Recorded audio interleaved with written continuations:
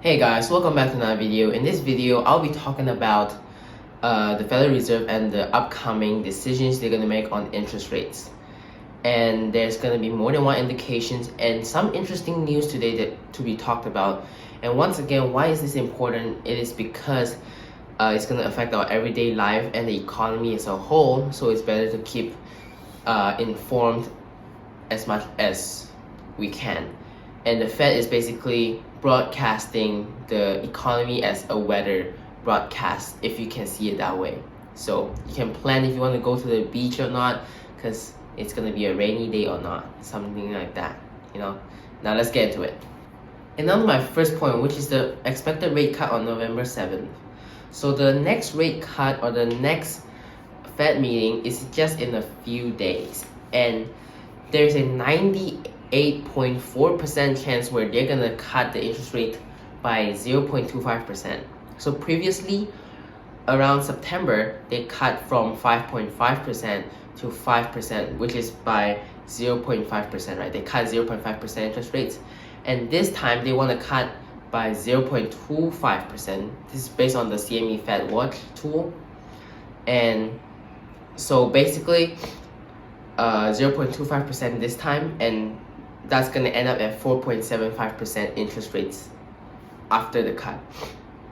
So even though it is not cut yet, because of the predictions at 98.4% chance, and the meeting is just like 3 days away, it's practically decided that they're going to cut. It's almost 100%. I mean, it's practically 100%. Just, put the number in. I'm joking, but like, this is what do they want to cut the interest rate? This is due to the fact that they want to stimulate the economy without overheating it. Previously they cut by 0.5%, which for some people they think that it is an approach that is quite aggressive to the economy. They are afraid of inflation. However, as far as we can see, inflation has not really have shown the worst effects. So they want to cut again, but they don't want to overheat it this time, so they want to cut at 0.25%. There is a 1.6% chance that they won't cut, practically not going to happen. However, if this do happen, it also means that they think that the economy is resilient enough to sustain itself, and it is not in a state where it is asking for more stimulation in the economy. So they would think that, oh, okay, I'm just gonna let the economy go because let the economy do its stuff, because the economy is, in their perspective, if they don't cut, would mean that the economy is doing well and doesn't need a boost to up the economy manually, And on to my second point, which is the Fed's recent strategy and their short-term rate goals. So basically, like I've said just now, the Fed is trying to cut interest rate without cutting to make inflation come back, or basically resurrect the inflation, right? So what they do is they want to cut it slowly from now on. Their goal in the long run is basically achieving 3% interest rates by 2026. What happens after that? Does it go lower or higher? That's not determined yet, but what they want to do at this point of time is that they want to reach 3% by 2026. And by next week, they're going to cut it and make it 4.75% interest rate. So that's the outlook for now. And basically, they want to make the gap so big from now to 2026 because they want to be able to prepare for any uncertainties. Economy always have uncertainties, especially, not to mention there's the election results coming out.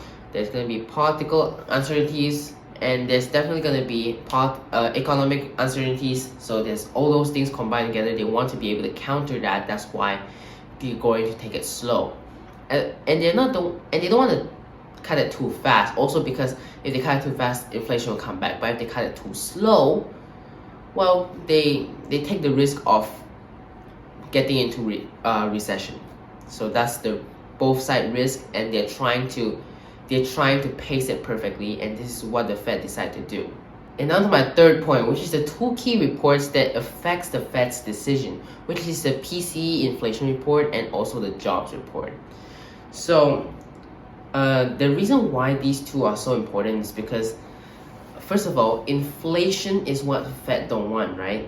So that's out of the way. But second of all, the job report is basically how people are doing as the labor market. It's also an indication of how the economy is doing in terms of hiring people, and also if people are not getting hired, then that means that the economy is bad. But if people are getting fired, that also means the economy is bad.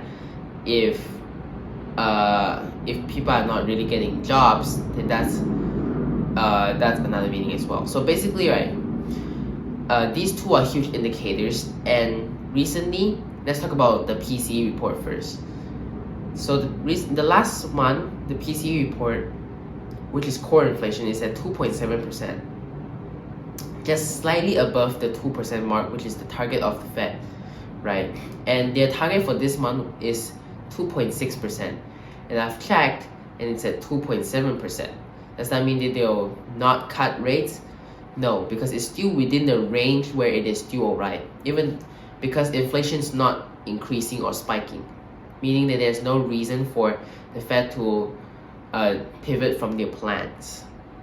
However, since inflation didn't come down, maybe that's also a concerning indication, but it's already really close to the 2% point. And now to the job report, which is an even more stronger indication on why the Fed will cut interest rates. So basically, the job report last month, the amount of jobs increased was 254,000 jobs. And the estimation for this month is going to be 125,000 jobs increased.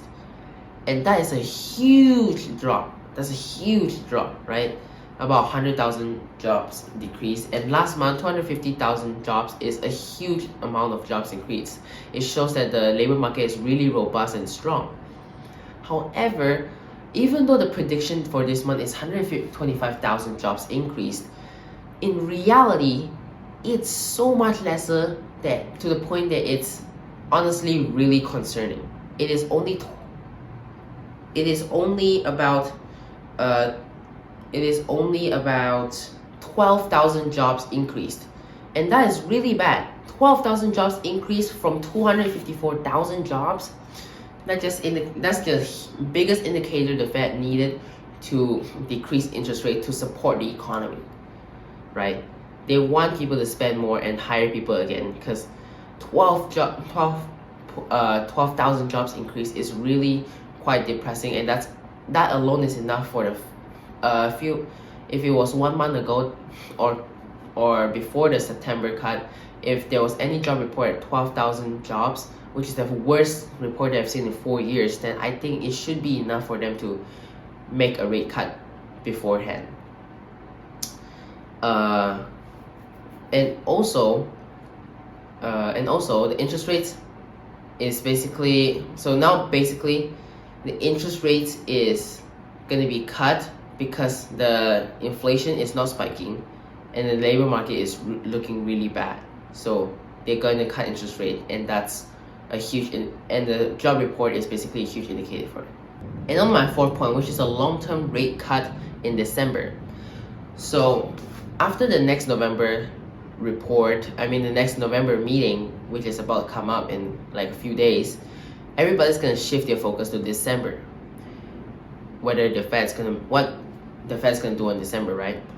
Well, there's a 74.1% chance where they're going to cut interest rates by 0.25% interest rates in December 18th meeting. But however, after October's job report, by the way, just now when I said this month's report, and I said this month's job report and this month's core inflation report, I meant October, because the report of last month always comes in on the beginning of the next month.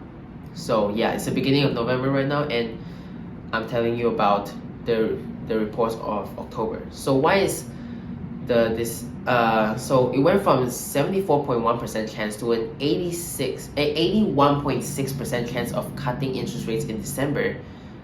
after this job report. And you can see the drastic change and people thinking that, oh well, jobs doing so bad. I'm not gonna talk about whether I doubt this figure or not made by the Fed.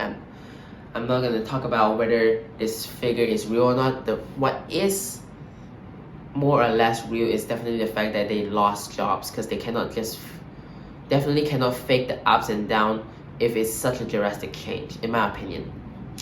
So basically, it is really certain for them that they're going to cut interest rate in December due to the fact that there's a really bad job report in October, and probably going to have a pretty bad job report in November as well, if it goes on like this, of course. So yeah, it's pretty certain that they're going to cut interest rates in December. The only thing that could change it is probably if inflation spikes up again and the job market becomes stable as well. And on my fifth point, which is the labor market's health. So like I've mentioned just now, right, the big issue about today's video is definitely the labor market, where the labor market is doing really bad. 12,000 jobs gained this month. However, unemployment rate is not doing that bad. It's at 4.1% unemployment rate. That is still relatively low, even though it shows signs of going upwards, which is bad. It is still relatively low. However, there is another release in the report that says that there is a downward trend on hiring, and this is what typically people call a employer-driven market, right? So basically, at this point of time, the employers are in more control in terms of hiring. They do not want to hire too much. They're not in a trend where they are hiring a lot of people and seeking a lot of labor strength. And it also shows that a lot of people are not confident to seek new opportunities or get new jobs. Basically, they try to stick with the one they have. So which comes to my point, where if you want to get a new job that you find that has more opportunities than your current one, then you better secure that job before you jump boats. If not, you might just end up without a job in this current economic situation where hiring is not a part of the trend and unemployment rate is at an increasing rate. So yeah, that's my fifth point. So in conclusion, in today's video, what you can get out of it is basically what I've learned, and I'm sharing with you guys today is basically that in November and December there's going to be a rate cut by 0.25%, and the labor market is doing really bad, and basically indicating that the economy is not doing the best right now. And at the same time, since there's going to be a lower interest rate sooner or later, there's going to be different indicators for the stock market, perhaps in crypto and gold, silver, there's going to be different indicators for different things because of the interest rate going down. And I hope you can manage your financials well as well. I hope you learned something out of me telling you what I've learned, and I hope you enjoy this video. I hope you like and subscribe. I hope you come back and watch another one. I'll see you in the next one. Bye.